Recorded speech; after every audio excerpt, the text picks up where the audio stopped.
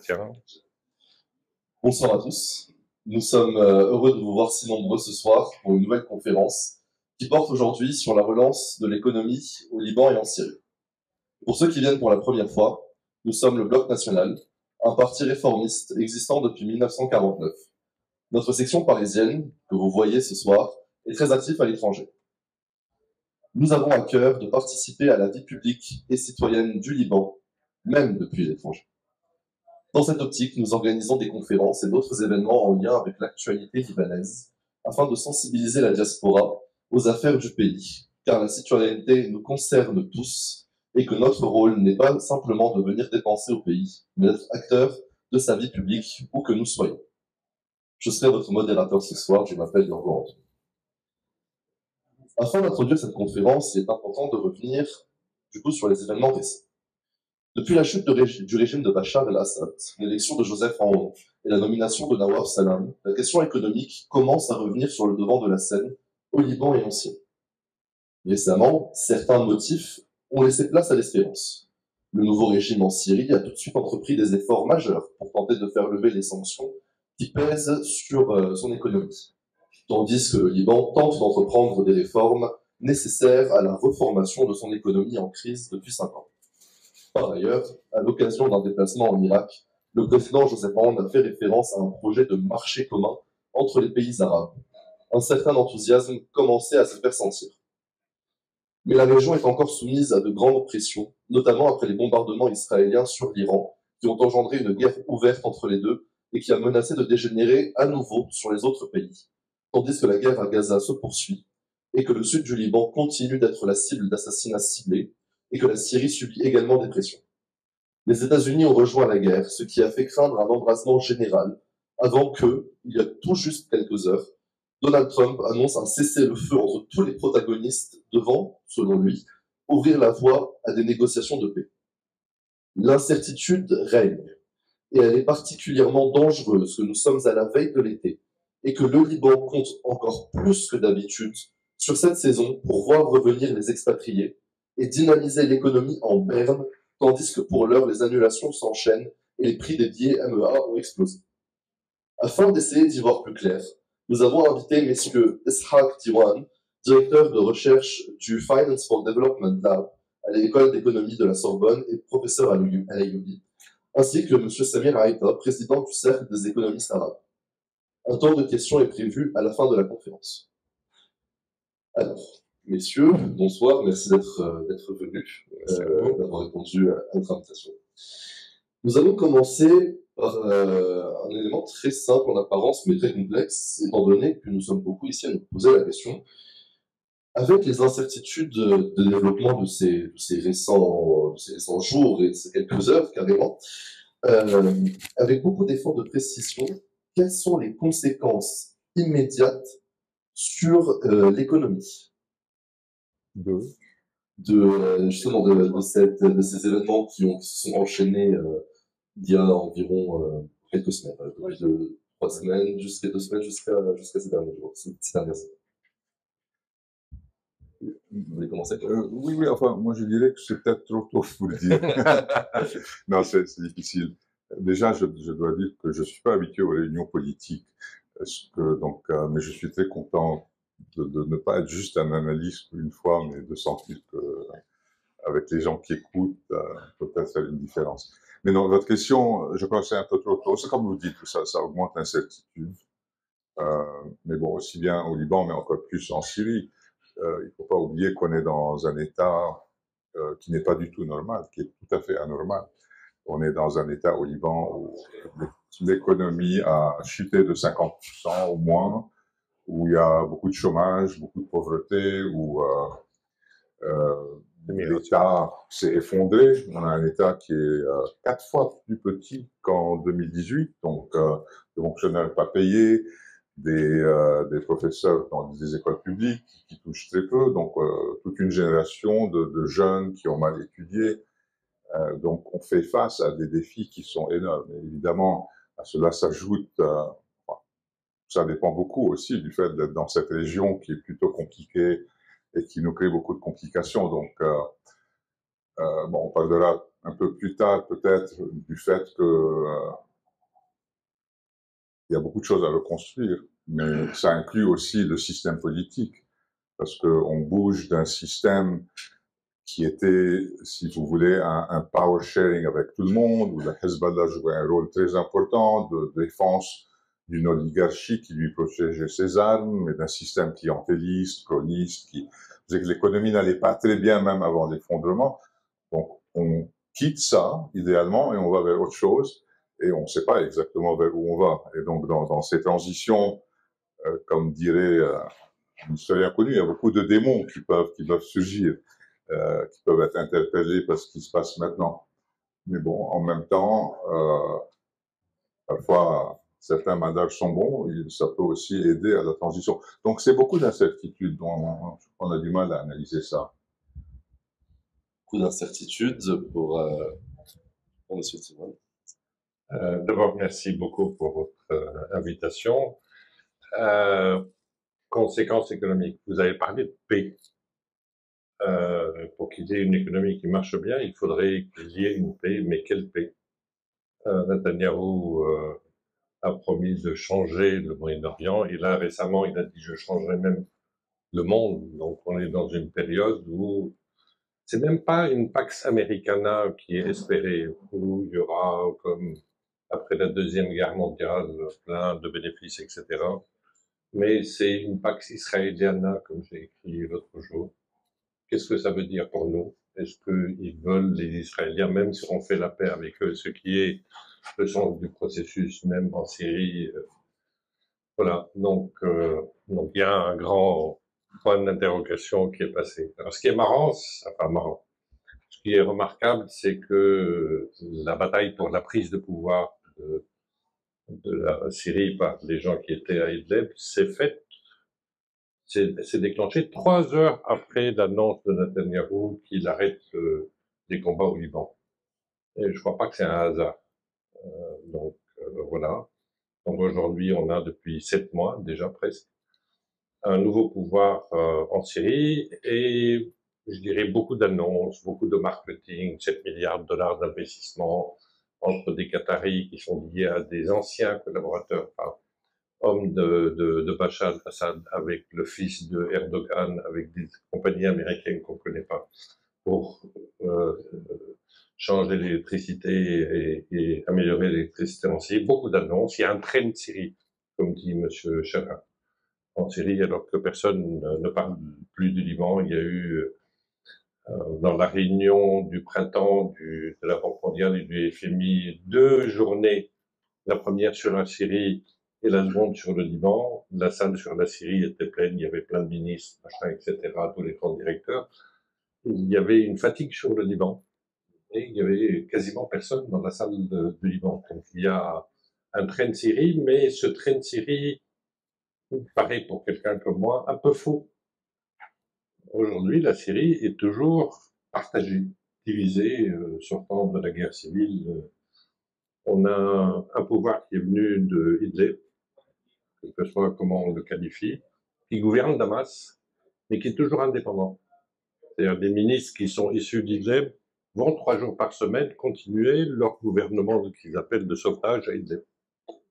Donc on a 2 pouvoirs. Il y a 2 types de fonctionnaires, ceux gardés par le nouveau pouvoir encore ici, et payés en livres syriennes, etc., avec des salaires de 20, 30 dollars par mois, pas toujours payés. Et les gens qui viennent des anciens ou nouveaux embauchés qui sont payés 300, 400 dollars, 10 fois plus.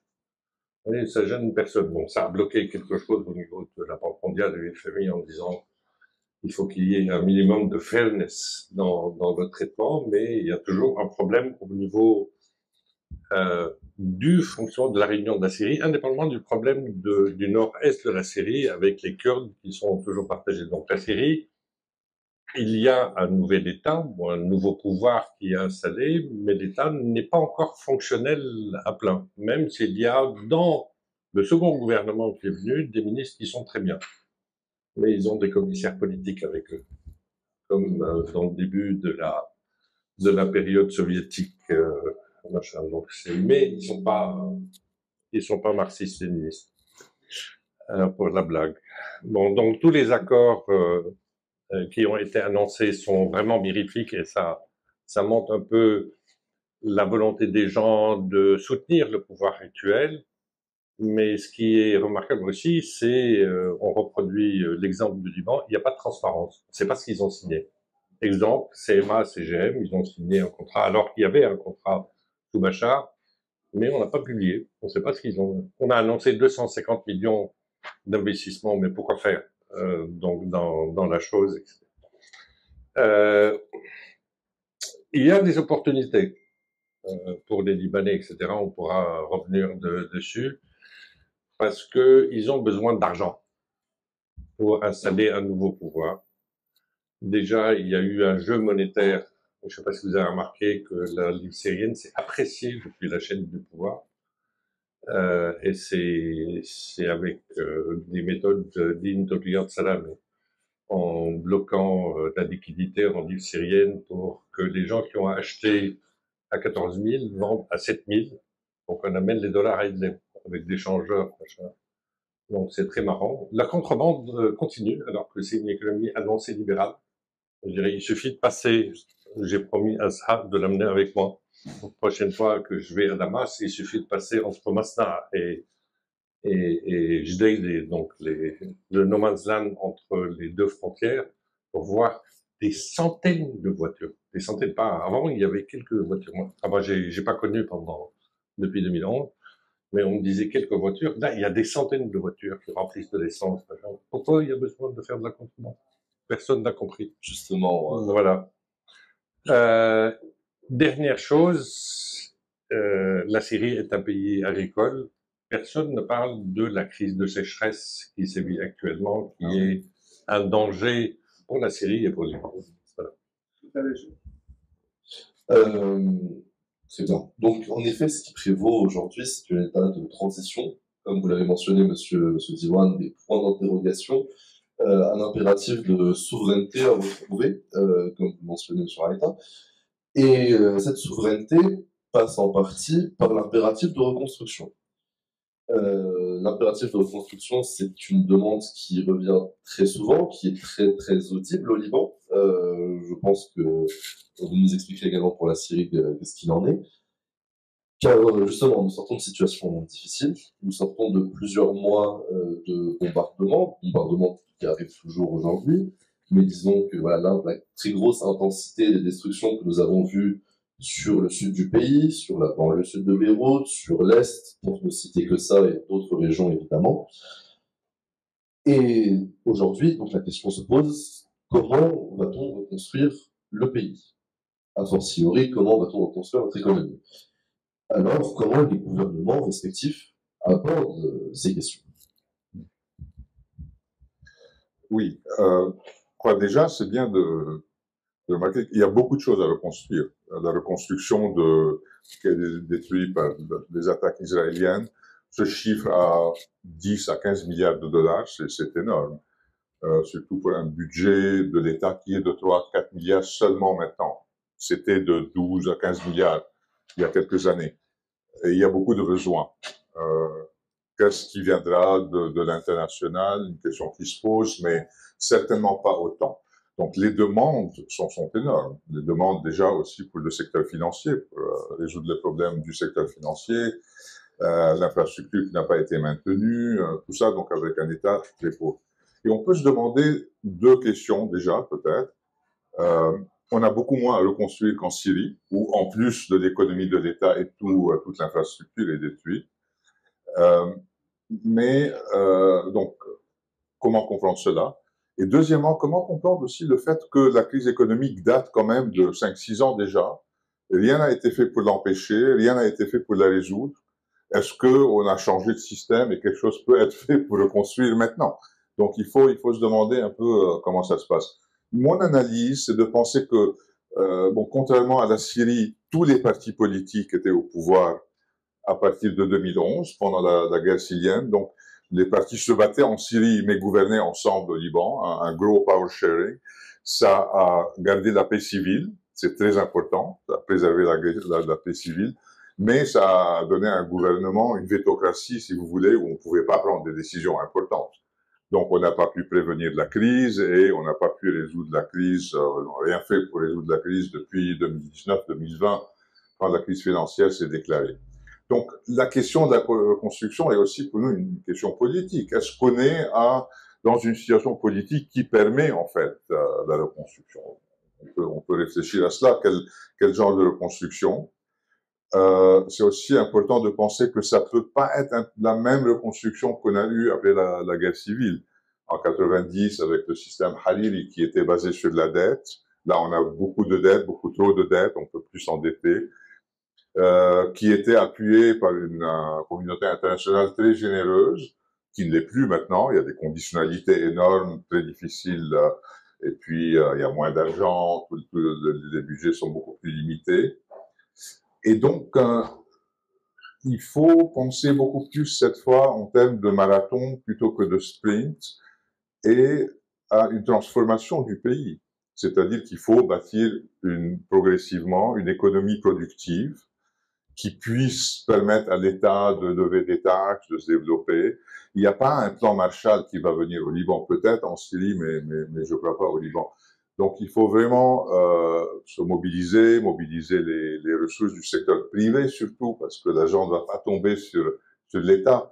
C'est au secteur privé cette fois, à la société civile, de doucement, graduellement relever le pays. Donc, si, pour résumer et pour poser la question en même temps, nous ne sommes pas en 2006. L'argent ne peut pas arriver au Liban et de l'étranger, nous pourrons reconstruire le pays avec l'argent étranger. Ouais. On n'est pas en 2006 ni en 1990. Ouais.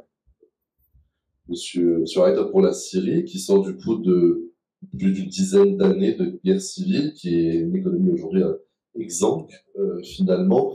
Quelles sont les perspectives? Vous parlez d'un train pour la Syrie, donc dans l'ambiance internationale plutôt en faveur, on va dire, de la reconstruction syrienne. Il y a beaucoup d'annonces, mais je dirais pas beaucoup de réalité. Laissez-moi préciser quelques points. Donc, sur la Syrie, avec la guerre civile, etc., il y a eu plein de chiffres jetés. Il y a besoin de 200 milliards, 400 milliards de reconstruction, machin, etc. Donc, je sais pas qui... je sais qui a jeté ces chiffres, mais c'est un peu déprimant pour les gens, parce que personne ne va payer 400 milliards ou 200 milliards pour ni la Syrie, ni le Liban, ni le machin. Et en fait, il y a un problème de calcul. C'est-à-dire, ces chiffres-là viennent essentiellement de la perte de PIB comme s'il n'y avait pas eu la guerre. Donc, c'est théorique. Donc, voilà. Donc, il faut des fonds pour, je dirais, reconstruire le pays. Effectivement, il y a beaucoup de destruction. Deux choses. D'abord, pour reconstruire, il faut qu'il y ait un plan. Il faut savoir comment reconstruire. Il y a beaucoup de centres-villes qui ont été détruits, à Homs, à Hama, et des villages détruits. Donc il y a une question qui se pose, c'est comment reconstruire. Est-ce qu'on fait ça sur le modèle de solidaire? Donc ceux qui, à Homs, là, je vois quelqu'un, on refait le problème qui a causé les premières manifestations à Homs en 2011, parce qu'ils voulaient faire des gratte-ciel dans une ville. C'est vrai qu'elle n'est pas aussi historique et culturelle inscrite à l'UNESCO comme Damas et Alep, mais bon, les gens sont attachés à leur cadre du centre-ville. Est-ce qu'on continue à construire dans Damas et juste dans des parcours alors qu'il y a peu d'espace vert, où on déplace, on crée des villes satellites avec des moyens de transport, etc. Il y a de l'espace. Hein, c'est comme l'Égypte, où ils tous s'accumulent autour du Nil alors qu'il y a plein d'espace dans le désert, et on fait des gated community dedans. Donc, il y a, on ne voit pas aujourd'hui de l'aménagement du territoire, de la vision sur la reconstruction urbaine qui permet je dirais, d'imaginer comment ça va être. Cependant, les déplacés, je ne parle pas des réfugiés, les déplacés qui étaient dans le nord-ouest commencent à revenir dans les villes pour faire leur maison dans les villages. ils reconstruisent tout seuls. Alors, ils reviennent pas parce que quelqu'un les incite à revenir, et ils reviennent parce que toutes les ONG et tout l'argent qui y était déversé dans la région du Nord-Ouest, mais il n'existe plus. Même les ONG sont descendues à Damas et à Alep. Donc, il n'y a plus personne pour s'occuper d'eux. Donc, ils sont partis. Ils sont revenus dans leur village, essayant de bricoler leur maison, machin, etc. Donc, le problème, c'est que si vous laissez ça 1 an ou 2, après, ça sera plus la peine de faire des plans. Hein, parce qu'il y aura une nouvelle réalité que les gens défendront avec leurs dents. Donc, il y a un problème de ce genre. Troisième remarque à faire, comme pour le Liban, comme pour la Syrie, le principal argent, c'est les remittances. Ce qu'on voit les Libanais à leur pays, les Syriens à leur pays. Les Syriens, en 2023, ont envoyé en transfert des immigrés 6 milliards de dollars, c'est pas mal. Alors, c'est utilisé pour que les gens puissent avoir un complément de salaire, un complément pour manger, mais si cet argent est un peu utilisé pour faire du développement, etc., comme dans certains pays de l'Afrique du Nord avec les travailleurs immigrés, mais là, il faudrait qu'il y ait un système bancaire qui fonctionne, il faudrait qu'il y ait des sociétés de microcrédit, il faudrait qu'il y ait une organisation financière qui porte le développement, plus, je dirais, des aides extérieures. Quand on parle d'aide extérieure, c'est pour faire quoi? C'est pour importer pendant une période transitoire ce que vous ne pouvez pas produire localement. Donc, il n'y a pas besoin de payer les ouvriers avec des devises étrangères, il y a besoin d'acheter du ciment, d'acheter du fer, etc., pour faire la construction. Donc, ça. Donc, et puis, reste deux petits points. Dans cette histoire de reconstruction, le pouvoir actuel, comme le pouvoir ancien, comme les pouvoirs libanais, cherchent des investisseurs, entre guillemets, à qui tout leur donner. Or, il y avait des infrastructures en Syrie, et la question se pose, à quel prix ou dans quelles conditions on va donner ces concessions ou machin. Je vous donne un exemple, là, tout ce qui se passe, on peut en débattre longtemps, autour des télécoms en Syrie, Rami Mahlouf et toutes ces histoires. Ça, il n'y a rien. Dans la presse, il n'y a rien, personne ne parle de ça, alors que c'est et au Liban et en Syrie, une des ressources de rentrée financière les plus importantes de l'État. Personne ne s'intéresse à ça. Personne ne parle qu'est-ce qu'on est en train de faire dans ce secteur. C'est très marrant. Dernière chose, et c'est lié à ça, c'est le Liban comme la Syrie. Vous avez parlé de souveraineté et d'indépendance. Et dans une lutte d'influence, il y a la Pax israélienne, mais il y a aussi en Syrie, mais peut-être un peu au Liban, les Turcs qui sont aujourd'hui très présents. Il y a 2 étages du Four Seasons occupés par les Turcs. Il y a des hommes d'affaires turcs partout, etc. Et la première chose que le gouvernement a fait intelligemment, mais intelligemment entre guillemets, c'est d'ouvrir le marché aux produits turcs, ce qui a fait que les industries syriennes se sont arrêtées de produire parce que plus rien ne vaut la peine d'être produit. Donc il y a une lutte d'influence entre les pays, pas seulement entre les Turcs et les Israéliens, entre les Qataris et les Saoudiens. Il y a une histoire très très marrante, je finirai là.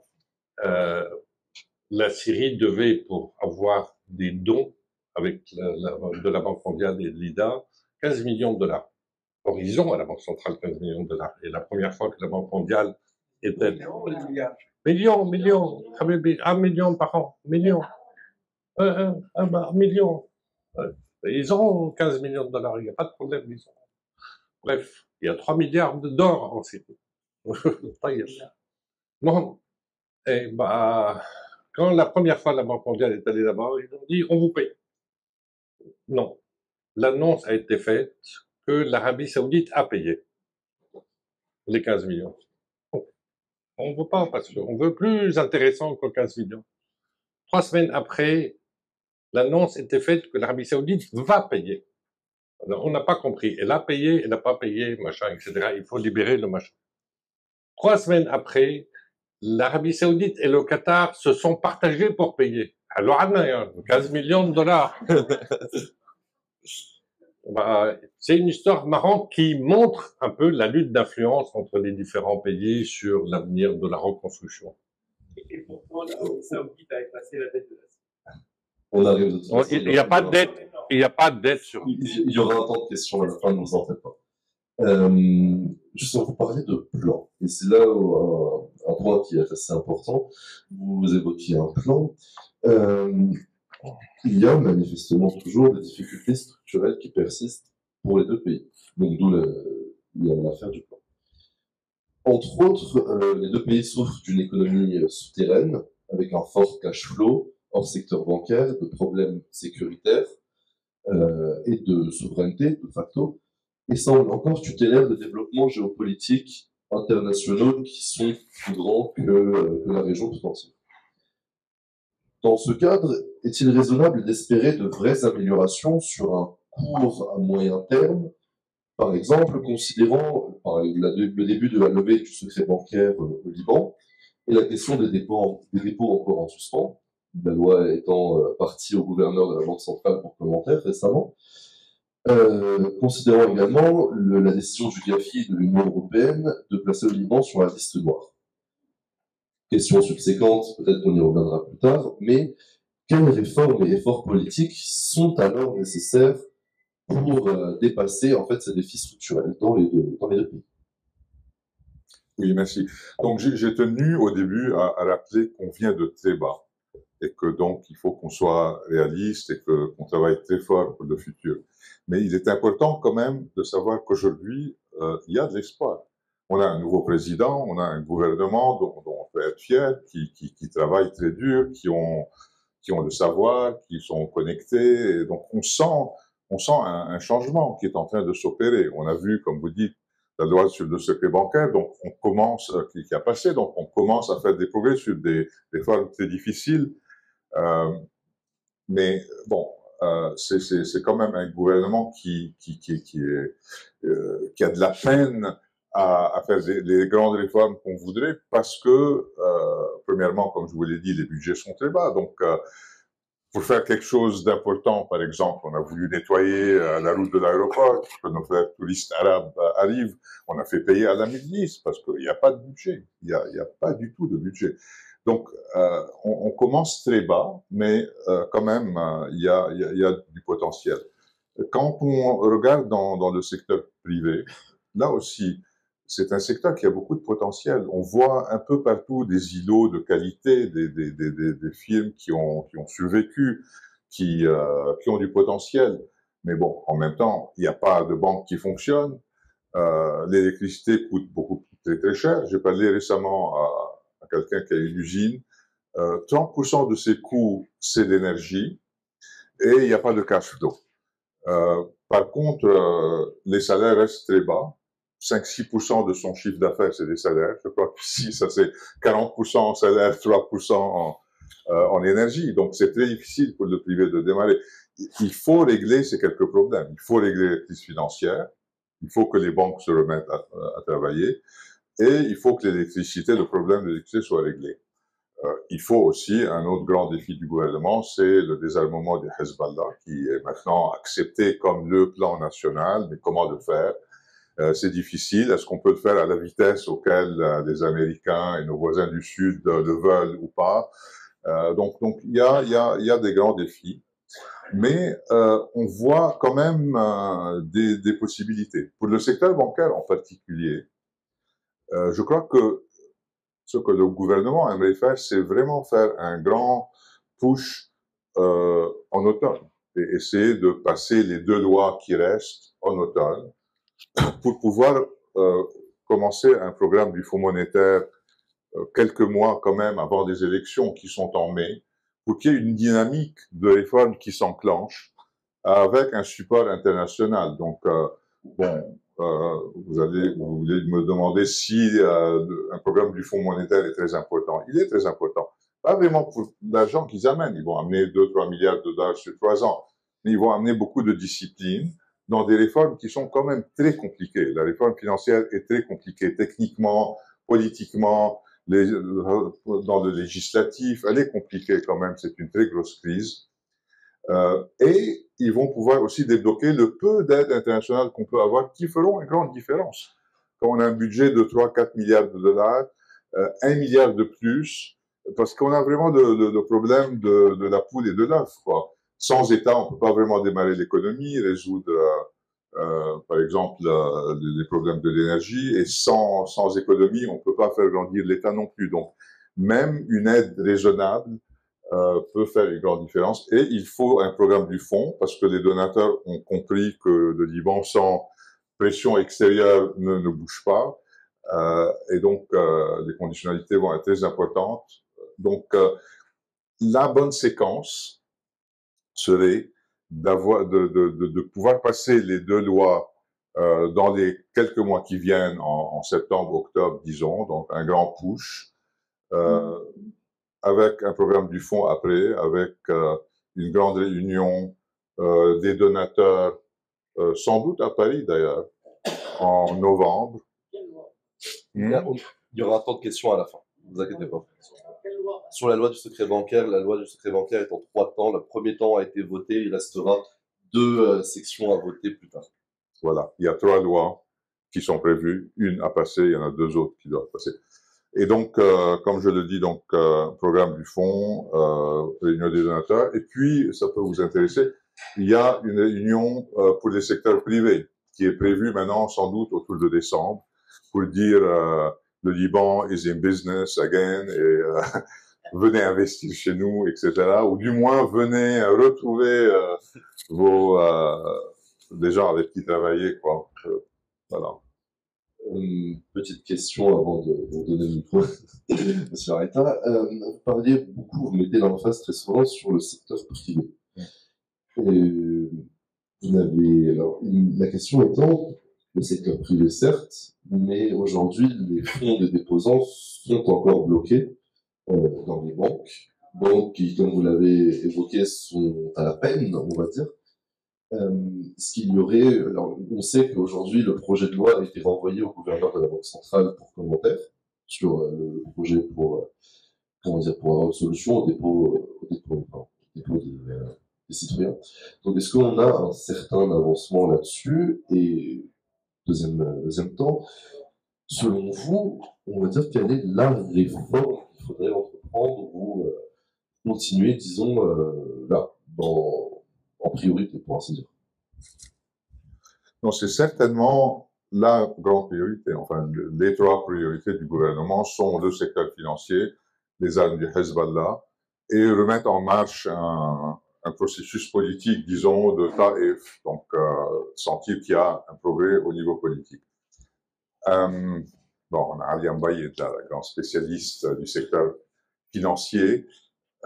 L'idée est de permettre aux gens d'avoir accès à leurs dépôts. Maintenant, il n'y a pas assez d'actifs pour que tout le monde ait accès à tous les dépôts, donc il y aura des solutions à plus long terme. A priori, l'idée du gouvernement, c'est d'avoir 2 ou 3 classes de déposants, ceux jusqu'à un certain niveau, disons dans les $100,000 plus ou moins, auront un accès plus rapide. Ça ne veut pas dire tout de suite, parce que l'idée, c'est pas que les gens prennent leurs $100,000 et s'en aillent, mais que les gens aient confiance dans le système pour qu'ils gardent leurs $100,000 à la banque.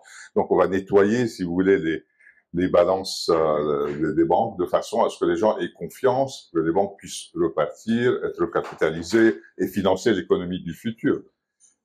Les autres déposants qui ont des dépôts plus importants pourront les récupérer à plus long terme, à 10, 20, 30 ans, sans taux d'intérêt. Donc, en fait, il y a des décotes, mais elles sont habillées pour qu'il y ait pas de marloub au Liban. Toujours, personne ne doit faire de la face. Donc, on va habiller les pertes de façon à ne pas les appeler en pertes. Maintenant, est-ce que j'ai confiance que ce processus va avancer assez rapidement? On a quand même un pouvoir beaucoup plus ramassé où on peut prendre des décisions, mais il reste quand même décentralisé. Il y a quand même la présidence, le conseil, la banque centrale, il y en a le parlement, et même le gouvernement. C'est un gouvernement de coalition finalement. C'est pas un gouvernement uniforme. Donc ça reste compliqué. Diviser quand même 70 milliards de dollars de pertes dans un pays où le PIB est de 20-30 milliards, c'est très difficile. Mais aussi, ce qui donne un peu moins confiance dans le plan, c'est qu'il repose beaucoup sur de la magie.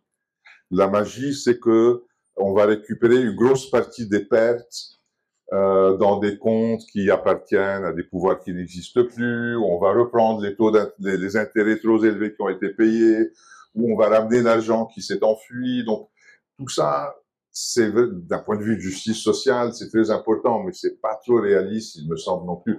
Donc reposer ce plan surtout sur ces espoirs, ça reste un peu irréaliste. Donc je sais pas, j'ai un espoir, disons, comment on dit, mitigé, mais quand même un peu d'espoir, parce que si les décisions ne sont pas prises en septembre-octobre, c'est parti jusqu'à après les élections. Les élections deviennent beaucoup plus aléatoires parce que c'est un nouveau régime quand même qui commence à s'installer, qui n'aura pas prouvé qu'il peut décider. Donc voilà, je crois que c'est vraiment une période importante. Merci beaucoup. Monsieur Arita, je me rappelle d'une conférence que vous avez donnée à Sciences Po, où vous mentionnez notamment, vous avez beaucoup mis l'emphase justement sur le déficit des banques et le fait que les banques ont un taux de capitalisation minimale qui est très faible.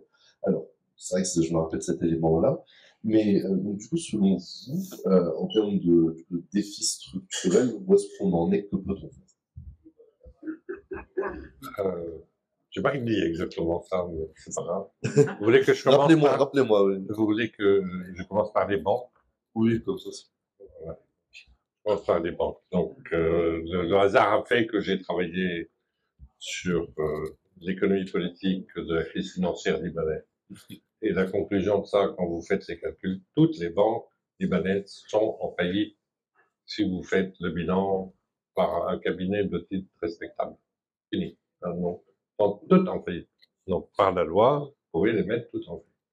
Le problème pour la réforme du secteur bancaire, avec le nombre de banques au Liban, c'est comment on fait. Alors, il y a plusieurs théories, etc. Est-ce qu'on réanime toutes les banques avec une méthode, quelle que soit la loi ou pas, sachant qu'il y a eu des comportements pour certaines banques très en dehors de toute légalité acceptable. Donc, est-ce qu'il faut les laisser? Est-ce qu'il faut laisser le marché nettoyer? Parce que venir sur 60 banques et venir faire le détail de l'audit, etc., ça prend 10 ans. Vous n'allez pas en sortir. Est-ce qu'on laisse le marché se nettoyer? C'est-à-dire qu'on fait rentrer 3 ou 4 banques avec une grande capitalisation pour qu'il y ait des rachats, machin? Peut-être. Moi, c'était ce que j'avais préconisé à un certain moment, parce que autrement, on va pas s'en sortir, mais avec des gros capitaux. Hein. Il faut pas oublier que pour faire une banque en Syrie, le capital minimum, c'est 200 millions de dollars. Pour faire une banque au Liban, c'est 6 millions, je crois. 6 millions. Hein, donc ça peut pas permettre de faire un secteur bancaire sain. Voilà. Deuxième remarque à propos du secteur bancaire, parce que vous m'avez obligé de commencer par là, c'est que parmi les dépôts dans les banques libanaises, il y a 20 milliards de dépôts privés syriens. Sans parler des dépôts des Irakiens, surtout des Irakiens du nord de l'Irak. Donc ça va créer aussi un problème réel, surtout que la Syrie a besoin de ces 20 millions de dollars, milliards de dollars pour la reconstruction, etc. Je vous donne juste un cas, j'ai un cousin qui est médecin. Pardon? Oui, mais pour les Syriens, le Liban, c'est là où on peut aboyer, comme la blague le dit. Donc ils sont tous. Et si vous voulez faire la blague un peu plus loin, les grandes banques libanaises sont toutes syriennes. Ok, bref. Mais oublions ça, je veux pas au bloc national semer des zizanies. Mais je dirais, il y a un problème au niveau de ces 20 milliards. Juste pour parler d'un problème personnel, j'ai un cousin qui est médecin, qui a accumulé pendant 40 ans de travail 700 800 000 $, il est à 74 ans obligé de retravailler comme un con parce que il a tout perdu. Donc, il y a plein de gens comme ça. Comme au Liban, comme en Syrie. Parce qu'ils n'avaient pas confiance dans le système.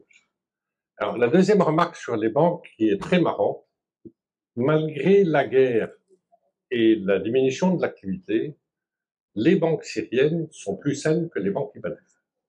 Ça, c'est une situation très marrante, inédite dans l'histoire. Je parle des banques privées, pas des banques publiques, machin, etc. Oubliez. La banque agricole n'est pas une banque, c'est un comptoir agricole. Pardon. Donc, si il y a une dynamisation de l'économie syrienne réelle, une réelle supervision par la Banque centrale syrienne, qui a des règles plus strictes que les banques libanaises. Il aurait suffi que les banques libanaises mettre une banque en faillite pour que le système se régule tout seul, hein, juste pour, comme aux États-Unis quand il y a eu la crise. Donc, il va y avoir, à l'échelle de 3 ou 4 ans, donc s'il n'y a pas de solution sur des banques libanaises, il n'y a pas de nettoyage, il va y avoir un retournement de situation qui sera abracadabrant, sachant que la plupart des banques libanaises sont sorties, sauf Riyad Abaji avec Bémont qui est resté courageusement, etc.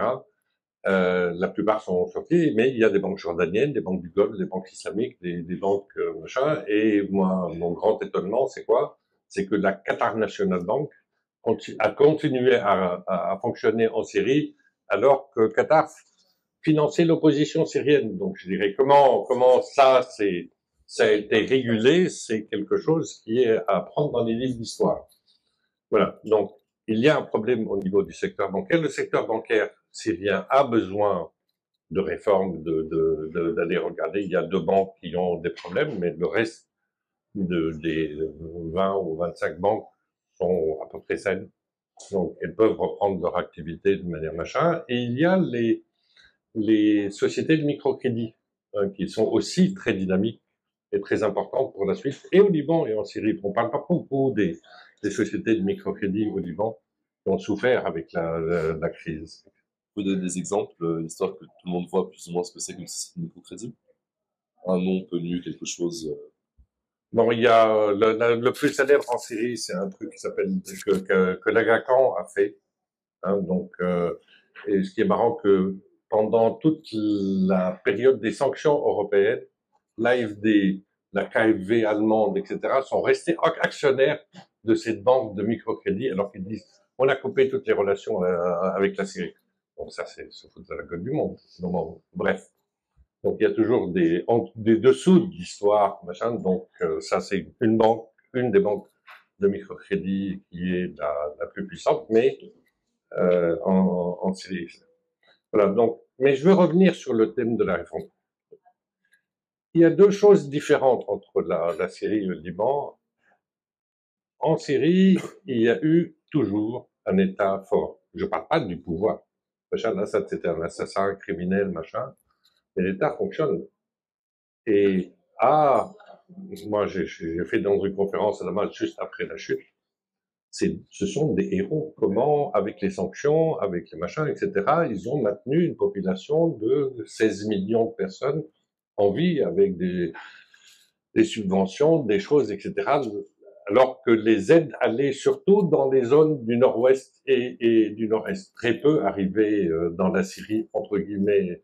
Et comment ils ont résisté à Bachar, à sa femme, à tous les... Donc il y a un État en Syrie. Donc les Libanais ont théorisé depuis Michel Chia, on n'a pas besoin d'État. Le problème en Syrie aujourd'hui, c'est un peu le démantèlement de l'État en Syrie par le nouveau pouvoir, avec une théorie qui ressemble beaucoup à celle de Michel Chia. On n'a pas besoin d'État. Comment tu fais de l'agriculture en Syrie où tu as inventé, où l'humanité a inventé la notion d'État pour réguler l'irrigation, les récoltes, parce qu'il y a des sécheresses, il faut garder des machins, c'est des pauvres paysans au milieu du désert, machin, etc. Tu peux pas faire ça sans État. En France, tu peux pas faire sans État. Je dirais, regardez De Gaulle après 58, qu'est-ce qu'il a fait avec la culture française, juste pour que la France soit indépendante, pas exportatrice déjà, indépendante au point de vue alimentaire après la Deuxième Guerre. Bon, bref. Donc, il y a une théorie, on n'a pas besoin d'État. Donc, on prend tout, machin, etc. Donc, ça, c'est très dangereux. Troisième aspect de ça, c'est dans l'économie politique, entre le pouvoir et l'État, quelles que soient les différences, celui qui fait des réformes, il va se faire taper sur les doigts. Il faut qu'il soit un homme très courageux ou une femme très courageuse, parce qu'il va marcher sur des intérêts privés. Et vous avez, et au Liban et en Syrie, des monopoles, des oligopoles, des gens très puissants, etc., qui peuvent vous envoyer quelqu'un, vous tirez une balle. Prenez la santé, prenez, j'ai travaillé sur le hacker, les pommes de terre, mais je dirais, même les pommes de terre, c'est un monopole. يعني حرام يعني خلوه ياكلوا بلاطه يعني pour faire la blague. Donc, toute personne qui va s'attaquer à faire des réformes aura une période où il pourra faire des choses, mais il faut qu'il sache que c'est un kamikaze. Dans une ambiance où ni au Liban ni en Syrie, on n'a pas encore des états de droit. Pour faire la phrase très rapidement. Il faudrait des états de droit qui respectent les gens, les machins, qui combattent les monopoles pour qu'on puisse s'en sortir. Or, c'est très difficile. C'est très difficile dans le système libanais et c'est très difficile dans le système syrien actuel. Dernière remarque, juste pour faire ça, on ne peut pas faire vraiment de réforme si on ne sort pas de l'économie de cash, ni au Liban, ni en Syrie. Bon, au Liban, regardez M0, c'est-à-dire la masse monétaire en circulation libanaise, c'est 1 milliard, à peine. Alors qu'il y a 10 milliards de dollars, au moins, en circulation avec les gens. Ça, c'est un système qui ne peut pas fonctionner. Le Liban sera sur la liste grise, machin, etc. La Syrie est en train de se transformer en ce modèle. Je dirais ce qui est catastrophique pour la suite. Donc, on est en train de construire notre propre OMT. Moi, OMT a une existence légale au Liban. Parce qu'en Syrie, on a Shamkash. Et Dieu sait qu'est-ce que c'est Shamkash, qui dépend, c'est une application qui n'est même pas acceptée sur iPhone et les autres machins, qui dépend d'une espèce de société de transfert à Idlib qui ne dépend d'aucune banque centrale. Ils obligent les fonctionnaires à être payés par Shamkash, ce qui est une catastrophe complète. Il y a une résistance dans le système de l'État pour pouvoir faire ça. Et ils ont trouvé, là, ils sont en train de le faire, on a lancé l'alerte, voilà, pour s'implanter dans un contexte particulier qui est la post-syrienne. Parce qu'elle a une loi spéciale qui peut faire transfert d'argent, machin, etc. C'est abracadabrant, les trucs. Et les gens d'Idlib, même s'ils sont barbus, ils copient sur les méthodes libanaises. Je vous jure. Donc, barbu ou pas barbu, c'est pareil. Dernière chose, Banque mondiale, FMI, c'est bien de les avoir parce qu'ils ont un minimum de règles. Mais quand on regarde, par exemple, le programme du FMI qui a été fait, signé en première ligne dans le machin, au Liban, c'est pas applicable. Quand on regarde même la Banque mondiale, même le FMI, qu'est-ce qu'ils ont fait dans un premier temps en Syrie, il y a du bon, j'en parlerai tout à l'heure, mais pour avoir une politique réaliste ou une approche réaliste de ces institutions internationales, il faut beaucoup d'efforts. Il faut beaucoup d'efforts parce que ils ont des cadres, ils ont des règles, mais ils sont pas toujours très éveillés ou vouloir être éveillés sur les petites bricoles locales qui sont en train de se faire et qu'il est nécessaire de réformer, machin. Donc, c'est utile, mais c'est pas la mer à boire. On peut pas, ni en Syrie, ni au Liban, dire mon problème sera résolu par le FMI. ou par la Banque mondiale. C'est les Libanais qui résoudront leurs problèmes à travers leur État et les Syriens qui résoudront leurs problèmes à travers leur État. Justement, vous avancez sur ce que j'ai vous demandé. C'est parfait. Vous évoquez le FMI, et en effet, alors, il y a eu ce commentaire de Morgan Ortagus, il y a quelques semaines déjà, qui mentionnait que le Liban n'aurait pas nécessairement besoin du FMI pour sortir de la crise. Alors, les négociations avec le FMI ont repris, mais ne semblent pas encore concluantes, même si bien meilleures que les précédentes qui avaient déjà été entamées.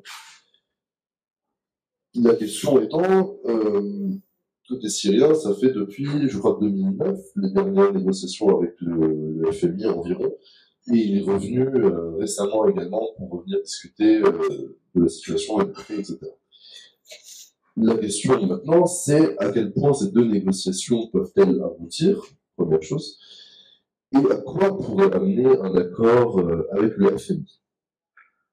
Et la question subséquente à celle-là, sinon, en cas d'absence d'accord, comme il était le cas jusqu'à maintenant, quelles options s'offrent au Liban et à la Syrie pour tenter de redresser l'économie, sachant que de l'argent étranger semble être nécessaire, au moins en partie, pour renflouer les bases économiques. Je vous donne une réponse courte, vu qu'il est déjà 8h04. Écoutez, il ne faut pas trop se casser la tête. Il nous faut un programme avec le Fonds monétaire. Ce n'est pas si compliqué que ça. On diabolise trop de fonds. C'est vrai que ce qu'ils nous ont proposé jusqu'à maintenant, c'est pas très sérieux, mais on n'était pas trop sérieux non plus. Donc, une fois qu'on devient plus sérieux, on peut parler de programme et se mettre d'accord assez rapidement sur un programme. Après tout, les grandes balances sont là. Notre budget est plus que balancé, il a un surplus, la balance commerciale est balancée. Il faut juste s'accorder sur quelque chose de très compliqué, qui est comment résoudre la crise financière, mais ça fait des années qu'on patauge dessus, donc on connaît très bien tous les détails de chaque banque, de plusieurs façons de le faire, etc. Ce qui manque maintenant, c'est la décision politique, quoi. Les banques sont intéressées maintenant beaucoup plus qu'avant, parce qu'elles veulent aller en Syrie. Trop tard. On a pas, je crois pas. Non, on va s'attraper très vite, parce que la situation jusqu'à maintenant, pourquoi ça prend si longtemps à résoudre? C'est ce qu'on appelle en théorie un jeu de poules. C'est-à-dire, il y a beaucoup de pertes à diviser et chacun veut être plus patient que l'opposant parce que il y a le gâteau qui se réduit et on veut montrer qu'on est plus fort que l'autre pour pousser plus de pertes à l'autre. Et une de ces parties, c'est les banques, l'autre, c'est l'État. Les banques veulent les actifs de l'État. Autant que possible. L'or, les terrains, le casino du Liban, Milice Airlines, tout. Ils disent c'est un problème systémique, c'est l'État qui a failli, c'est à cause de l'État. Ce qui est vrai en partie, mais tous les États faillissent. Ça ne veut pas dire que pour autant qu'ils donnent tous leurs actifs aux banques. Un État est souverain, il peut très bien taxer la fortune, partager des pertes, et on a des régimes qui changent. C'est vrai, comme dit Samir, qu'il y a ce problème il y avait ce problème de corruption, de fait qu'on ne prend pas les décisions, etc. Et si on continuait dans ce système, si le système politique n'évolue pas, on aurait un mauvais programme avec un mauvais programme national, un mauvais programme avec le fonds, peut-être qu'on n'aurait pas de programme avec le fonds, on ne pourrait pas résoudre le problème de dette externe, on ne pourrait plus être crédible dans le monde. Tout ça, ça affaiblit le Liban. La force du Liban, c'est sa diaspora, ses relations internationales, c'est sa société de services, son éducation, sa santé. Tout ça a besoin de résoudre tous ces problèmes. Et le Fonds monétaire fait partie de la solution. Et donc, on doit faire un accord avec, on doit avoir quelques années d'ajustement pour résoudre tous ces problèmes. Le Liban n'est pas un pays qui veut vivre à $4 000 par capita. Comme tous les États dortoirs de la région, le potentiel est beaucoup plus important que ça. Il y a l'éducation, il y a l'entrepreneurship, il y a rien que voir les infrastructures, le nombre de villas à des millions de dollars qu'on voit sur la montagne, c'est quand même un pays qui est beaucoup plus riche que ça, qui n'a no business, quoi, à être à 4 000 $. Donc, il y a des perspectives de croissance qui sont là, qui font que la population a des aspirations politiques aussi, qui sont un dynamo de changement. On est dans une situation où la politique est sur la table. C'est pas que le Liban va rester comme il était, ça peut ne pas marcher, mais c'est un moment dynamique où c'est à la politique de faire des progrès qui permettent au pays, aux citoyens de vivre tout leur potentiel. Bon, qu'est-ce qu'on parle politiquement? On parle de décentralisation. C'est une demande très forte. Et donc, on devrait aller vers un système où il y a beaucoup plus de compétition entre les régions. Les villages, les villes, pour attirer des petites compagnies qui peuvent être là, qui sont peut-être à Dubaï, qui pourraient vivre mieux, payer moins, être plus compétitives à partir de ce pays, quoi. Donc, exporter les services, que ce soit les services informatiques, que ce soit l'ingénierie, la médecine, services comptables, de design, de culture, etc. Donc il y a ça, il y a le tourisme évidemment, il y a l'agrobusiness, il y a des activités manufacturières de niche qui existent. Donc il y a quand même beaucoup de potentiel. Donc quand je parle du fait que c'est le secteur privé qui devrait être le moteur de tout ça, évidemment le public a un rôle très important à jouer, qui est surtout celui d'avoir des règles efficaces, de faire des réformes dans le judiciaire qui sont en train d'ailleurs de démarrer pour qu'il y ait la règle de droit. Dans l'énergie, évidemment, les plans sont en marche, mais il faut 2-3 ans, il faut attirer des gros investissements pour produire cette énergie. L'énergie est de plus en plus une énergie verte, d'ailleurs, à cause de la pénurie des industries, de l'énergie, disons, sale. Vous pouvez voir maintenant des panneaux solaires un peu partout. Et idéalement, ce système politique va aussi évoluer vers plus de méritocratie. Ce gouvernement a nommé déjà des dizaines de fonctionnaires dans des postes qui étaient vacants depuis 5 ans déjà. Et ils vont en faire beaucoup plus. Ils nomment des juges, ils nomment des administrateurs dans les grosses boîtes de l'État. Donc tout ça est en train d'évoluer aussi. Idéalement, on devrait être sur une pente, enfin, les aspirations, c'est d'être sur une pente de croissance productive qui en plus est soutenable. Parce que ce qu'on a besoin, c'est pas de 2 ans de croissance et puis un effondrement. C'est plutôt un V. Là, on est un peu sur un L, on est tombé, on est dans un L. On veut se relever quoi, de façon qui dure. Donc, cette soutenabilité demande vraiment plusieurs choses. Premièrement, une soutenabilité sociale qui est moins d'inégalité que par le passé. Donc, les nouveaux emplois qui se créent soient aussi bien pour les gens très éduqués qu'il faut attirer de nouveau, mais aussi pour les gens qui ont moins d'éducation et pour favoriser aussi la mobilité sociale, que les enfants grimpent l'échelle plus vite. Donc, ça demande une meilleure éducation publique, par exemple. Ça demande de développer l'agriculture. Ça demande d'essayer de formaliser aussi l'économie qui est très informelle maintenant. Tout ça, ça paraît être des rêves, quoi, mais c'est des genres de sujets qu'on discute aujourd'hui à Beyrouth et ailleurs. Et deuxièmement aussi, une soutenabilité environnementale, parce que un des grands avantages du pays, c'est quand même cet environnement paradisiaque qui fait que on espère attirer des gens à vivre dans des villages, à vivre dans la nature plutôt qu'ailleurs.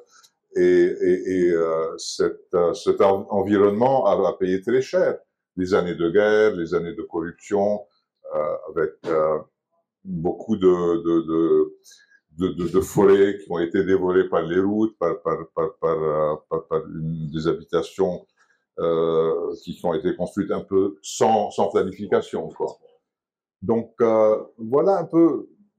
Essayer de terminer avec une note optimiste, peut-être trop optimiste, mais pour dire qu'il y a quand même des horizons. Et j'espère qu'en Syrie aussi, on va commencer à, du moins, rêver. Un dernier mot sur l'affaire du fonds monétaire. Oui, il faut toujours rêver. Mais je vais vous dire d'abord sur l'histoire du FMI et de la Banque mondiale. La réalité dans ces 6 derniers mois, c'est que c'est la Banque mondiale qui a investi dans la connaissance de la Syrie après 15 ans ou 16 ans de rupture, plus que le FMI. Le FMI, il est venu il y a 3 semaines, ils ont envoyé là, et là, ils sont obligés d'aller voir que la Banque mondiale a fait. Donc, ils sont en retard par rapport à la chose pour différentes raisons. La Banque mondiale est intervenue dès février et j'ai fait partie de l'équipe. Donc, même si je suis critique, donc ça, c'est des boulots difficiles. Étant critique de l'institution où vous êtes et travailler pour qu'il y ait quelque chose de positif. Donc, je suis très content parce que aujourd'hui, le board de la Banque mondiale vote, et à mon avis, il y a peu de chances qu'il vote non, sur un projet de don de 150 millions de dollars pour réparer l'électricité. Un projet qui a été fait en 4 mois. Pardon, électricité. En 4 mois. C'est un record de la Banque mondiale. Le temps moyen, c'est 18 mois. Donc, je suis fier de ça. Donc, on a travaillé, etc. Alors qu'il fallait taper des fonctionnaires d'IDLEB, des fonctionnaires anciens, etc., avec plein de problèmes, mais ça s'est fait avec tous les aspects réglementaires. Il y a 3 papiers qui ont été signés par le président pour donner la légalité à la chose. Donc, ces institutions sont nécessaires, mais elles ne sont pas la solution absolue.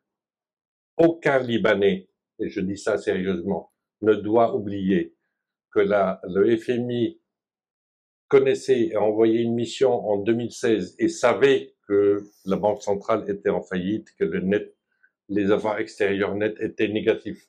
Ils pouvaient déclencher la crise dès 2016, qui aurait coûté moins cher aux Libanais et aux autres. Et il y a eu des interventions politiques, etc. Il faut jamais l'oublier. C'est pas pour ça qu'on ne travaille pas avec le FMI.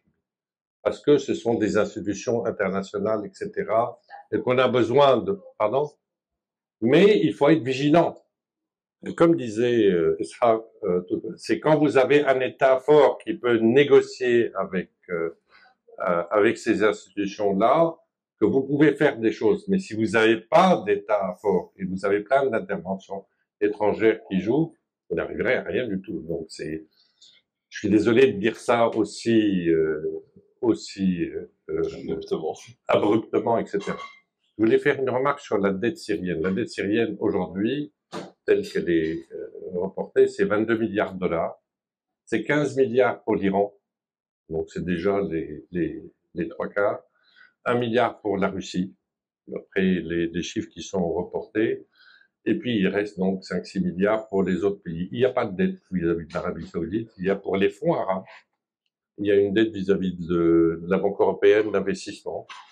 Donc il y a une négociation sur ces dettes hors Russie-Iran, aujourd'hui en cours.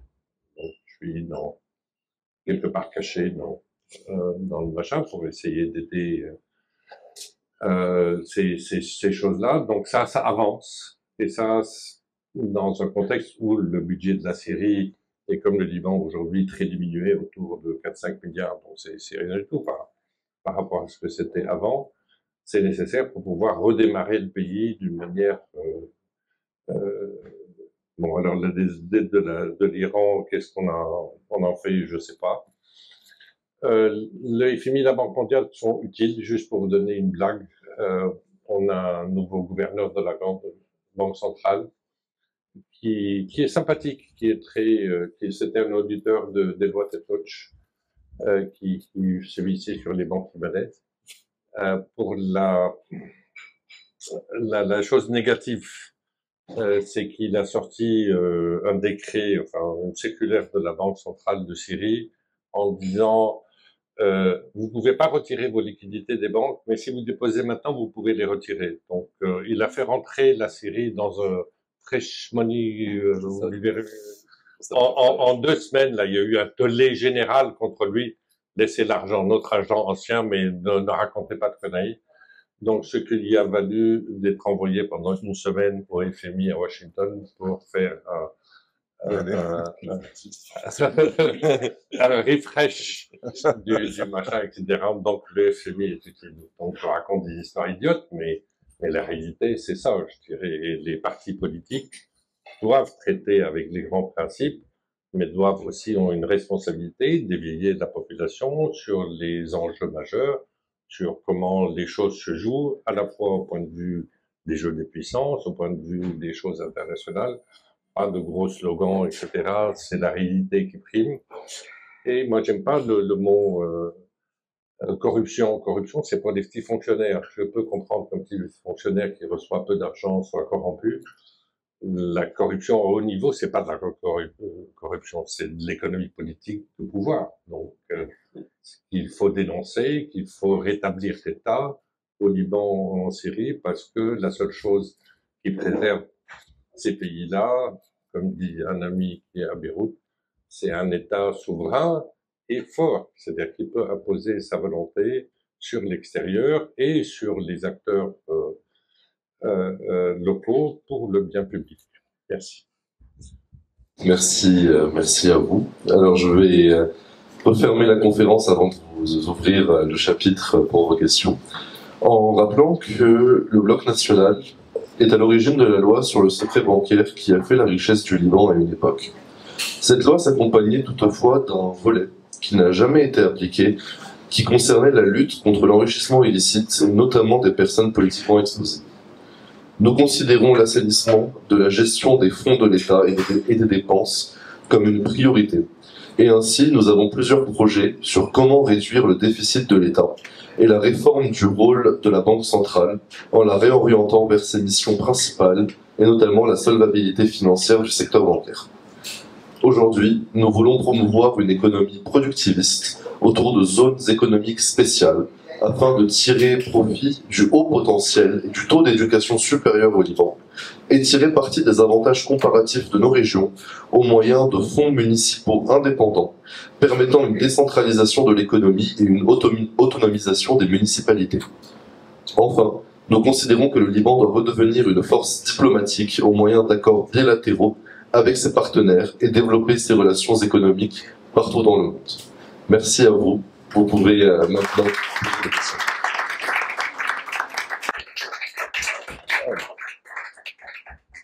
Vous avez des questions? Normalement, nous avons un médecin qui vous... Qu'est-ce qui se passe? Qu'est-ce qui se passe? Pour les questions. Ah.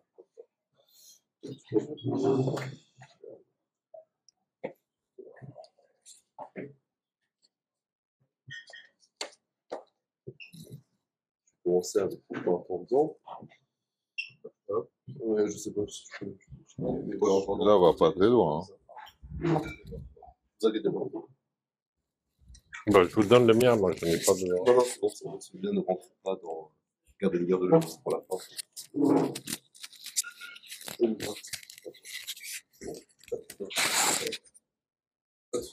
On l'a cassé. Non.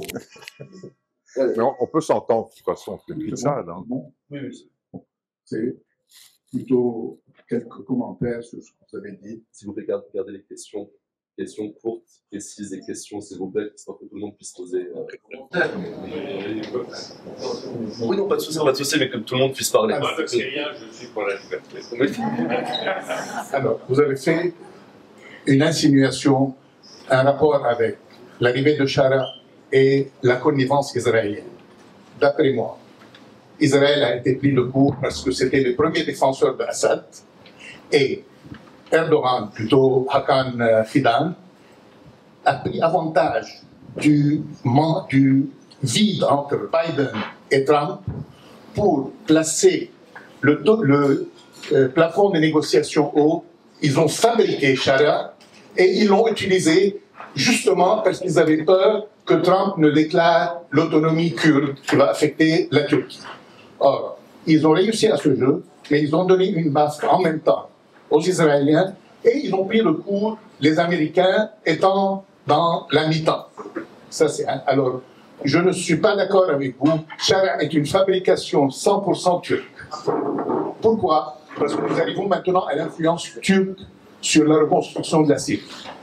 D'après moi, la reconstruction de la Syrie, oui, c'est un vrai potentiel, Si c'est pas 300 milliards, c'est moins, mais nous parlons d'un chantier assez consistant. Mais malheureusement, le Liban n'aura rien. C'est pour cela, le Liban n'aura rien de la reconstruction de la Syrie et rien des accords d'Abraham. Parce qu'il fallait travailler toute une stratégie pour placer le port de Beyrouth à égalité comme le port de Mersin ou Haïfa, et nous sommes déjà en retard. Le Liban pourrait faire fonctionner, travailler quelques artisans, quelques architectes pour reconstruire des villas, mais pas plus. Par contre, l'opportunité du Libanais, parce qu'il a deux politiques défensives au Liban, l'association des industriels libanais. Projetez-vous dans 3 ans, à l'ère de l'intelligence artificielle, où l'université Ben Gurion seule détient 1/3 des brevets d'invention, et qui sont là. Ils n'ont pas besoin de temps. Ils sont là, sous les bombes en 82, ils étaient déjà partout, avec leur attaché case, prêts à faire des accords. Qui sont partis? Pardon? Qui sont les gens qui ont été avec? Les Israéliens vont être très rapides pour conclure des deals. Bien que le marché libanais n'est pas si intéressant que ça. Alors, le Libanais, il a avant tout, le secteur privé, une politique de défensive. Comment préserver ce qu'il a comme petits commerçants? Nous sommes des commerçants. Pour se préserver, son seul, unique bouée de secours, c'est les multinationales d'origine libanaise qui sont prêts à faire des investissements émotionnels. Ça veut dire, même si le Liban perd de l'argent, vu leur turnover, c'est pas grand-chose, mais c'est mon pays d'origine. Par contre, le Libanais peut être à l'attaque, même s'il va travailler sous label turc. Parce que, d'après moi, la reconstruction de la Syrie, pour sûr, la Turquie, dans les gros projets, aura la grande partie du gâteau. Les donateurs auront leur grande partie, et les États-Unis, on a maintenant Tom Barak, Mr. Make a Deal, qui est en Turquie, qui, je suis sûr, son nez, son doigt va être un peu partout. Le Libanais, s'il est bien placé sur l'axe de la route de la soie qui va de Mersin à Gaziantep, à l'Est, s'il sait se placer là, il peut prétendre à des sous-traitances. Et si ce Libanais est plutôt manuel, si je déplace Burj Hamoud sur cet axe, Les Arméniens, je dis Burj Hamoud en tant qu'artisanat.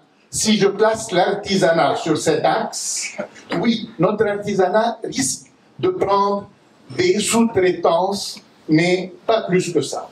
Et ça, c'est l'activité ou l'approche agressive. Et là, le gouvernement, oui, pourrait organiser au niveau du secteur privé, toute une action avec les Turcs pour faciliter leur installation. Ils n'ont pas besoin d'associés, ils peuvent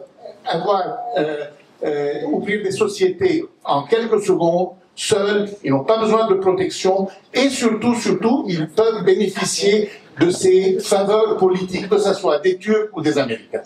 C'est d'après moi. Du coup, nous allons prendre des questions, s'il vous plaît.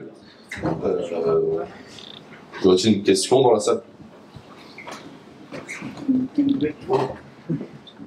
maximum 3e. Oui, bonsoir, Monsieur Diman. Vous avez évoqué que la problématique est en fait la prise de décision.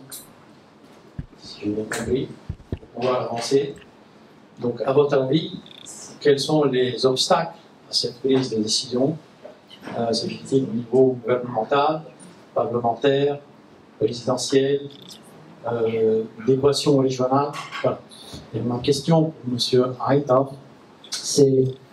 alors je ne sais pas, je n'ai pas très bien compris l'état des banques syriennes. Est-ce qu'elles sont en faillite ou pas? Non. Non. Donc voilà, donc, si j'ai bien compris ça, alors quels sont quels deviennent ensuite les rouages d'une relance économique, sachant que le système bancaire continue à fonctionner, si j'ai bien compris. Et comment, ça c'est une question qui rejoint un peu les deux bouts, c'est-à-dire comment on peut envisager une économie au niveau pour le Liban et pour la Syrie, indépendamment de ce qui va se passer dans la région. C'est-à-dire, on a tous entendu les chiffres, les centaines de milliards qui ont été octroyés par l'Arabie Saoudite, les Émirats Arabes Unis et le Qatar pour l'économie américaine. C'est des centaines de milliards, c'est pas des millions, c'est pas quelques milliards, c'est des centaines de milliards. 3500 000. Voilà. Comment on peut mettre ça dans l'équation du développement économique de la région dans des pays qui sont délabrés, qui contiennent la majorité de la population arabe, la Syrie, l'Irak, le Yémen, l'Égypte, et j'en passe. Merci. D'accord. Donc on va d'abord, monsieur Arrête, vous allez commencer par répondre. Ensuite, je vais peut-être vous demander de reposer votre question à monsieur Diwan. C'est bon, très bien. Voilà, c'est comme ça.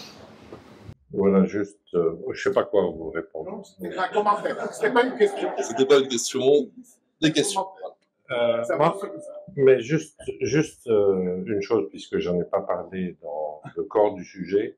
Moi, je pense que le Liban a plus d'opportunités que vous appelez l'artisanat en Syrie. Il y a des compagnies qui ont su, par exemple, sur l'agriculture, développer des choses au Liban d'une très grande qualité qu'ils peuvent exporter. Il n'y a pas suffisamment de surface au Liban, ils peuvent se développer en Syrie à une beaucoup plus grande assiette. Sur l'agriculture. L'agriculture libanaise est en danger. Ils ne peuvent pas s'exporter, malheureusement. Ça, c'est, si on n'aime pas. Ça, c'est une... Ouais, elle est en grand danger. Ok, je donne mon opinion aussi. Moi, j'ai l'histoire industrielle qui me plaît le plus dans ce contexte, c'est l'histoire d'un four à verre qui était à côté de Homs, qui fournissait aux gens qui fabriquaient des bouteilles de Pepsi, Coca, etc. Et moi, j'ai assisté à une réunion, ça, je suis témoin, où les industriels libanais continuaient à faire fonctionner le four, parce qu'on ne peut pas éteindre un four comme ça, il faudrait 3 mois pour le rallumer, et ils collaboraient tous ensemble pour que le business four plus fabrication de bouteilles ne se tue pas. Donc ça, ce sont des choses qui existent et qui nous dépassent, enfin, du discours politique, etc. Donc, surtout les... Et le gros retour pour la Syrie, c'est quand les industriels syriens d'Alep, qui sont partis en Égypte, retourneront pour faire réactiver leurs usines en Syrie. Parce que leurs usines en Égypte, c'est 20 fois ce qui était en Syrie et c'est 100 fois ce qui est au Liban. C'est une autre histoire. Donc ça, c'est pour il y a du potentiel, mais il faut le voir. Alors, sur les banques syriennes, dans la Banque centrale de Syrie, etc., avec l'histoire de variation du taux de change, contrairement aux règles libanaises, ils ont obligé à valoriser dans le capital, je dirais, le machin de change. C'est-à-dire que les capitaux sont toujours 200 millions au moins en devises, valeur de devises, etc., même s'ils sont écrits normalement en livres syriennes, et même plus en fonction des dépôts, alors que quand on dit que les banques libanaises sont en faillite, parce que les equity, quand vous regardez la ligne, n'est pas suffisant pour porter la balance sheet de la banque. Donc les banques syriennes sont saines. Donc elles peuvent être dynamisées quand on veut. Alors c'est vrai qu'il y a un intérêt, mais bon, il y a un intérêt de la blom. Mais la blom n'a jamais quitté l'Absom. Enfin, j'ai parlé uniquement de Riyad Arbaji parce que Riyad Arbaji a acheté toutes les autres banques, y compris Aoudé, je parle des grandes banques, Biblos, etc. Ils sont tous partis et ils ont vendu Arbaji. C'est pour ça qu'il est courageux. Mais l'Absom existe. Alors que maintenant, je parle Biblos, qu'il réentre en Syrie tout seul avec 200 millions de dollars, je sais pas quoi, moi j'y crois pas. Donc, juste pour la blague. Donc, il y aura une phase quand l'économie syrienne, effectivement, se redynamisera, où ces banques seront effectivement plus saines. Mais je dirais, c'est pas seulement des banques libanaises, c'est des banques du Golfe. Il y a beaucoup de banques du Golfe. On parle, par exemple, juste pour vous faire une anecdote, on parle du SWIFT, etc., et la difficulté d'avoir un SWIFT en Syrie avec les sanctions, la banque Baraké. Machin, avait un SWIFT qui fonctionnait malgré les sanctions. Donc les Américains, ils savaient, ils fournissaient toute la documentation au ministère des Finances américain, à la OFAC, etc. Donc les banques fonctionnent. L'histoire des 1000 milliards de dollars dans le Golfe, d'investissement entre le Golfe et le machin, oui. Moi, je croyais que c'était de l'argent qui allait surtout du Golfe vers les États-Unis. Donc, il y aura peut-être, donc il viendra pas ni au Liban ni en Syrie. Mais il y aura peut-être, puisqu'ils veulent créer des centres d'intelligence artificielle en Arabie Saoudite et aux Émirats, qui seront des pôles, le second pôle mondial d'intelligence artificielle. Bon, parce qu'ils ont de l'énergie, en fait. On peut faire tourner des microprocesseurs autant qu'on veut. Il faut savoir qu'est-ce qu'on en fait.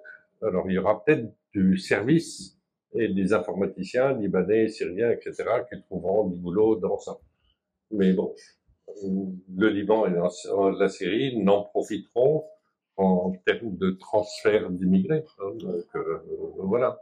Parce juste parce que j'aime des anecdotes, la grande excitation du nouveau ministre des Transports en Syrie, c'est l'intelligence artificielle. Ah oui, mais tu n'as pas d'électricité. C'est fait fonctionner l'électricité, après on parle d'intelligence artificielle. Mais on est comme ça, on aime bien se projeter dans le futur. L'histoire, c'était en fait comment on peut concevoir que des pays comme le Golfe puissent investir autant dans l'Amérique, alors que la région est exsangue. Ah oui, mais l'Amérique, c'est un pays qui fonctionne. La France, c'est un pays qui fonctionne, qui a des problèmes et qui fonctionne. Mais nous, on est des pays détruits. Quel intérêt? Je parle logique, non affective. Qui a intérêt? Les Israéliens vont venir, ils s'en foutent de la Syrie, du Liban. Qu'ils se cassent, qu'ils se machin, etc. Il faut vraiment une volonté volontaire des gens du pays pour construire le pays. Mais les gens du Golfe, est-ce que vous croyez qu'ils s'intéressent beaucoup au Liban ou à la Syrie? À la région. Ils sont isolés, la Ligue arabe n'existe plus, ils ont leur machin de coopération du Golfe. Ils sont dans un autre monde. Pourquoi ils s'intéressent? Ils s'intéresseraient à nous. Au Liban, peut-être pas, mais en Syrie. Le gâteau est grand. Quel gâteau? Tout est construit. Non, l'infrastructure, les centrales, le ciment, la reconstruction. Il faut que ça vous rapporte quand on investit, il faut que ça vous rapporte. Les Syriens n'ont pas d'argent pour un machin. Bref, donc moi j'y crois pas. Moi j'y crois pas. Il y aura quelques gens courageux, mais les gens qui vont investir, c'est les Syriens qui vont revenir avant les gens du Golfe. Regardez jusqu'à maintenant, ça fait 7 mois. Qu'est-ce qu'il y a comme annonce sérieuse d'investissement des pays du Golfe? Sérieuse. Parce qu'on ne sait pas si c'est temporaire ou il y aura un magistrat askari. Ça revient au même. Qu'est-ce qu'il y a? L'Arabie Saoudite est intervenue, elle a amené Trump et a fait un événement historique. Il a annulé les sanctions, ce qui a fait un tollé aux États-Unis parce que c'est pas comme ça qu'on le fait. Parce que peu importe, a fait un effort colossal, MBS. Bon, pour investir, qu'est-ce qu'il a annoncé comme investissement? Il n'y a rien. Ils ont payé à moitié avec la Qatar des 15 millions de dollars. Voilà. Du coup, la deuxième partie de la question, M. Divan, C'est faux. Vous en rappelez? Oui, il me semble, oui. Mais il se fait tard, non? Un petit peu, en effet. On va prendre une dernière question, mais ça sera question, ok. Enfin, vous avez posé une question sur, il y avait une question sur l'économie et une question sur la gouvernance. Sur l'économie, il faut se rappeler quand même qu'on est un petit pays avec une petite économie. On n'a pas besoin d'être les grands bâtisseurs de la Syrie, on ne le sera certainement pas. On a besoin d'exporter 15 milliards de dollars, on exporte 3 milliards de dollars en biens en ce moment. C'est très réaliste. On était à 10 000 dollars par capita, sauf que c'était des rentes qui venaient. Là, il faut être productif. Le Libanais peut produire avec le capital qu'il a, avec les connaissances qu'il a. 20 000 dollars de productivité par personne, c'est pas trop espéré. C'est 5 fois moins qu'en France. Donc, je crois, même en restant réaliste à notre échelle, on peut essayer de faire des progrès. Maintenant, c'est difficile de faire des progrès parce que la gouvernance est compliquée au Liban. Si vous voyez les journaux, ils sont 50 pages, il y a plein de détails. C'est un pays, un système confessionnel, c'est compliqué. mais en plus c'était oligarchique, c'est-à-dire chaque communauté avait son roi, il fallait que tous ces rois s'accordent pour prendre une décision, c'était une vétocratie. On va pas ne pas être confessionnel, ne plus l'être, mais on espère qu'il y aura une compétition dans chaque communauté, qu'il y aura des coalitions plus complexes, qu'il y aura des partis comme le vôtre qui coupent à travers les communautés aussi, et donc la qualité de la gouvernance va augmenter. Une autre complication dans la gouvernance, c'est l'opposition qu'il y a eu entre les banquiers, qui payent des parlementaires, des journalistes pour vendre leur histoire, et l'État, si vous voulez, ou les citoyens. Donc c'est ces deux dimensions de complexité dans la gouvernance qui fait que toute décision est très difficile à prendre. Finalement, le Moyen-Orient a beaucoup changé. C'est vrai que les pays du Golfe ont monté en pic, et tous les autres pays sont devenus très marginaux tout autour. Les grandes capitales arabes sont maintenant des capitales pauvres. Et en plus, on a une deuxième rangée de pays complètement détruits. Il n'y a pas que la Syrie, il y a le Soudan, il y a le Yémen, il y a la Libye. Et donc, la région n'est plus du tout ce qu'elle était. Est-ce qu'elle va être reconstruite ou pas? On est quand même dans un monde qui change. On est dans un monde qui utilise de moins en moins de pétrole. On n'a pas encore atteint le pic, mais on s'attend à ce que la demande n'augmente pas autant qu'avant, qu'elle diminue. La région, pour le moment, reçoit $1,5 trillion de par an de revenus pétroliers. Donc ça fait beaucoup d'argent qui n'est pas très distribué dans la région, qui est investi aux États-Unis parce que c'est des gens qui veulent garder leur fortune pour le futur, pour l'investir au fur et à mesure. Donc ils investissent dans des pays où on a des bons rendements, où il y a une certaine sécurité. Mais bon, il y a des grands problèmes à venir.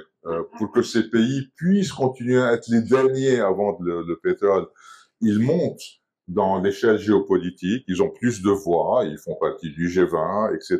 Est-ce qu'on va pas leur demander de mieux garder leur région?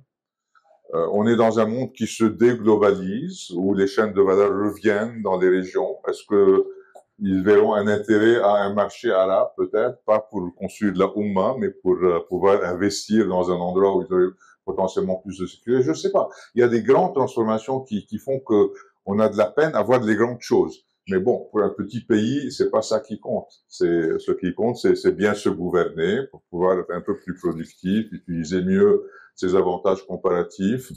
C'est plus facile pour le Liban que pour la Syrie, qui a même une grande population, très déplacée, avec bon, on a tous les deux beaucoup de diversité ethnique qui complique les choses tout en rendant la vie plus intéressante, hein, on peut dire. Mais bon, je crois quand même que le défi du Liban est beaucoup plus manageable, quoi, beaucoup plus et que l'effort que vous faites qu'en partie peut avoir un rendement très important en ce moment. Merci beaucoup. Je peux faire une petite anecdote. Une anecdote? Oui. Une autre question? Non, on va prendre une dernière intervention de madame. Ouais, allez-y. Allez-y, allez-y. On prendra une dernière question à ce moment-là. C'est plutôt une question. Ne vous en faites pas, de toute façon, il y a un pot après, et vous pourrez poser d'autres questions si d'autres personnes voilà, se retrouvent avec de nouvelles questions. N'hésitez pas, il y a un pot qui est préparé, donc on pourra discuter de manière plus informelle. Oui, aucun problème. Oui, Je peux les garder. oui, bien sûr. Non, bien sûr. Non, vas-y. Allez, J'ai dit une question, vous inquiétez pas. Non, en fait, j'ai une question pour Samir concernant qu'est-ce qui peut être le tipping point ou ou bien peut-être les demandes des industriels syriens qui ont exporté leur capital ailleurs pour essayer de revenir. Est-ce qu'il y a est-ce que vous savez s'il y a des discussions qui se font toujours? What are their concerns? Si on peut savoir, parce que c'est certainement, je suis tout à fait d'accord avec vous, que c'est un point transformateur pour la Syrie et aussi pour le reste du Levant. Et mon commentaire sur la Syrie, c'est que moi je pense que en regardant l'attitude de l'Arabie Saoudite dans d'autres parties de la région, c'est put your money where your mouth is. Il n'y a pas d'argent que quand ils vont faire voir des trucs tangibles. Et l'exemple le plus flagrant, c'est que jusque-là, l'Arabie Saoudite, malgré que les Émirats et maintenant le Koweït aujourd'hui a mis de l'argent en Égypte, les Saoudiens n'ont toujours pas mis l'argent qu'ils ont promis au président Sisi. Pourquoi? Parce qu'ils veulent voir vraiment des réformes structurelles. Donc il y a un changement au niveau de l'Arabie qui est vraiment différent du reste des pays du Golfe. Et il faut qu'on arrive, nous, quand on regarde dans les pays du Golfe, à faire cette différenciation. Ma question à Ishaq, c'est intéressant que vous dites que les questions de gouvernance, c'est les challenges. Et ma question, c'est est-ce que vous ne pensez pas, en fait, que le fait que ce gouvernement, 4 mois après, en fait, n'a pas fait face à ces défis de gouvernance. Et c'est très clair dans les nominations qui ont été faites, que ce soit les nominations sécuritaires, les nominations des juges, accommoder les chefs de guerre, les warlords qui veulent garder leur emprise sur des communautés importantes dans le pays. Le fait que à la fois le gouvernement et le président de la République n'a pas fait face à ces obstacles fondamentaux, en fait, ça ne présage pas de quelque chose de encore beaucoup plus grave. Qui en fait malheureusement peut mettre à risque toute votre vision que nous aimons bien. Alors, vraie question.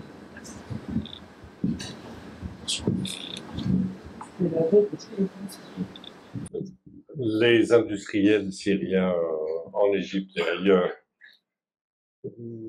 ils sont différents des gens de Dubaï. D'ailleurs, aucun n'est descendu voir Sharra. Donc, les gars qui sont à Dubaï, qui sont essentiellement dans le real estate, je sais pas quoi, etc. Donc, ils sont tous allés le voir. Qu'est-ce qu'ils veulent? Un état de droit. Ils ont été frappés 2 fois. La première par Bachar, quand il a signé l'accord de libre-échange avec la Turquie pour rien. Et donc, ils ont subi le choc auquel il faut s'adapter face à la concurrence turque. Donc ça, c'était 2006-2007. Et puis la deuxième fois, quand on a, sur ordre, démantelé leurs usines, ce qu'il en restait, pour aller... Alors, certains ont payé les milices pour qu'ils démantèlent les parties les plus chères, qu'ils les amènent en Égypte. Donc, ils ont dû se déplacer après avoir subi ce premier choc. Donc ça, c'était 2011-2012. Donc, alors moi, je les vois de temps en temps. Certains ont encore des unités de production. Et moi, je discutais avant la chute d'Assad, pourquoi vous gardez ça? On garde un pied. Et là, quand vous discutez avec eux, ils disent, c'est pas encore le temps, on n'a pas confiance. Bon, il y a des problèmes techniques, il y a des prix de l'énergie, il y a des choses, mais il n'y a pas de confiance dans le système actuel parce que l'impression que ça donne, c'est on vend tout pas cher. Donc ça, c'est pas quelqu'un qui construit à long terme, comme l'histoire de la liquidité. Donc voilà. Sur l'autre aspect, je peux raconter mon anecdote? Oui, bien sûr. Non, parce que je suis invité par le Bloc National et c'est une première. Ah, là, ça. Kettle Watani. Mais il y a une Kettle Watani en Syrie. En Syrie, oui, en effet. Il y a eu. Qui Ah. n'était pas un parti politique. Ça, c'est la grande différence. Alors que c'est elle qui a construit, un peu avant, mais je dirais dans la même période des années 40, 50, je dirais le système politique syrien à cette époque, qui a été démocratique, par exemple, entre 53 et 58. C'était une coalition de gens qui venaient d'horizons différents et qui avaient chacun son aura. Le Bloc National libanais, c'est vraiment des jouets. Et le Bloc National syrien, on voyait Saadallah Jabri, un monsieur sophistiqué, machin, c'est le cousin de Riyad Salah, qui chantait 3 fois de chemise dans la journée parce que bien non, mais je blague pas. Hein, qui faisait alliance dès 1919 avec Saleh El-Ali, qui est un paysan d'un village dans la montagne alaouite, machin, etc., un peu dit bandit, avec le chef druze, avec les Damassins, et Dieu sait que les Damassins et les Alépins se haient. Bien sûr, qu'un Damassin se marie avec une fille d'Alep, oh non, c'est pire qu'un type de Homs qui se marie avec une fille d'Ahmad. Non, mais il y a ces choses-là, je dirais que c'est pire que les mariages interconfessionnels, pour vous raconter. Non, mais c'est sérieux. Donc, ils se sont réunis. Il y avait le Kurde, Brahim Hanano, il y avait d'autres personnalités, et c'est leur persistance pendant, comme un bloc, pas un parti politique, qui a maintenu la Syrie, qui a fait toutes les négociations avec les Français pendant le mandat, avec les Anglais pendant la dernière phase du mandat, parce que certains ont été corrompus, et ça c'est une autre histoire, et je dirais ont mené les grandes réformes de la Syrie entre 45 et 53. C'est une histoire marrante, qui est en relation avec ce qui se passe en Syrie actuellement. Les nouveaux pouvoirs ont dissous tous les partis politiques. Ceux qui étaient dans la période de Bachar et ceux qui, je dirais, qui étaient, entre guillemets, dans la révolution. Donc il n'y a plus de partis politiques. En Syrie, aujourd'hui, il n'y a plus de partis politiques, sauf les 36 partis kurdes. Parce que les Kurdes, chaque tribu, comme le Liban, chaque tribu a son parti politique, pour faire la blague. Donc se pose le problème, comment on fait de la politique en Syrie dans la phase prochaine? Bon, alors il y a une solution, c'est que les partis politiques libanais s'étendent en Syrie. Bon, mais je vous laisse la blague pour vous. Monsieur Ziwan. Bon, moi, je suis pas vraiment un analyste politique. Je peux pas. C'est de l'histoire. C'est de l'histoire, ça. C'est pas. Bon, le problème de base, c'est que tu n'es pas ministre des Finances. C'est ça notre vrai problème. Et c'est parce que les partis chiites sont oligarchiques et en vérité, le plus gros challenge aujourd'hui du Liban, c'est peut-être pas les banques, c'est la transition de la puissance du Hezbollah à un État où ils n'ont plus le veto qu'ils avaient jusqu'à maintenant. Et donc, quand le président a été élu, il a dû promettre quelque chose, il a décidé qu'il n'y aurait pas de guerre civile, que ça allait se passer plus progressivement. Et voilà, on est toujours dans ce système. Donc il n'y a pas eu d'évolution, c'est clair. Il y a une petite évolution, il y a beaucoup plus une évolution des espoirs, des aspirations que de la réalité pour le moment. Et c'est la grosse inconnue, c'est comment cette transition va s'opérer. Ça reste quand même la grande question libanaise. Merci beaucoup. Merci à vous également. Nous allons vous inviter à